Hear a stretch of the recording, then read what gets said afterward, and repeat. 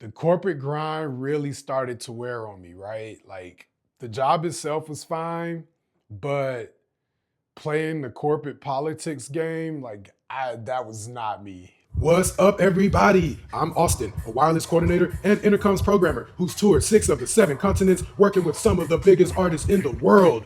And now I'm going to answer your questions and break down what it really takes to make live shows happen. Let's get it.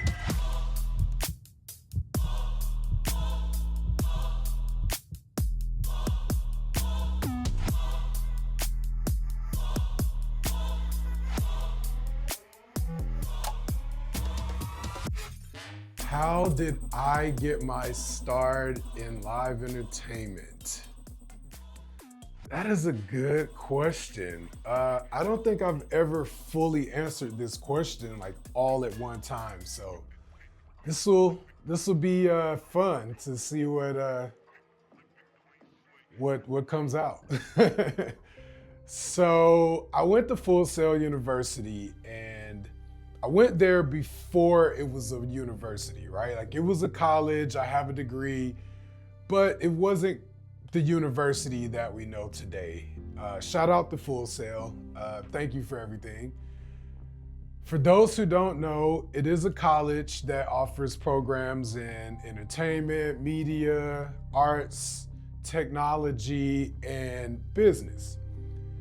I got my degree in recording arts, which was an interesting and fun experience. I loved my time there. I learned a lot. Now, before I graduated, I was assigned a career advisor to help me, figure out the next steps in my career, right? Where I go after graduation. And I knew I loved working in the studio, but deep down, I knew I wanted to be in live entertainment. So when I sat down, when I talked to my advisor, I told her all of these things, and she came back with a list of some ideas for me. One of the things that she mentioned was that a corporate AV company in Orlando was getting ready to hold interviews, and she thought it would be something I should check out. And at first, I'm like, no, I'm not convinced. Corporate AV, this is not exactly what I wanted to do, but I figured, why not, right? Like this was gonna be my very first job interview. And I figured if anything, it'd be some good practice, let me get used to being interviewed, get the nervousness out. So I agreed to do it. And I went in for the interview, I think maybe a week, 2 weeks, I don't know. I went and did the interview, right? And after the interview, they're like, hey, here's the job. If you want the job, it's yours. We like you. So I'm happy, right? I think everyone is happy when, they hear yes. I was excited, not only for that, but the benefits were great, the hours were great. They were all over the place, right? Like I knew a 9 to 5 just wasn't gonna do it for me, right? So I was excited. The pay was good. And, I think just knowing that the job hunt was over, I think it gave me some relief, right? So I was definitely happy to get that job offer, right? The job, it checked a lot of boxes for me. Once I started at the AV company, I got thrown into some pretty cool productions. My very first day, I think there was 2 going on at the time. So I walked in like right into it, right? And it was really cool. My coworkers were awesome. The gigs were tiring, but they were fun. It was a pretty crazy experience. Some of the companies I worked for, and being a part of some of their public decision makings, like it was fun, right? But after about a year, oh man,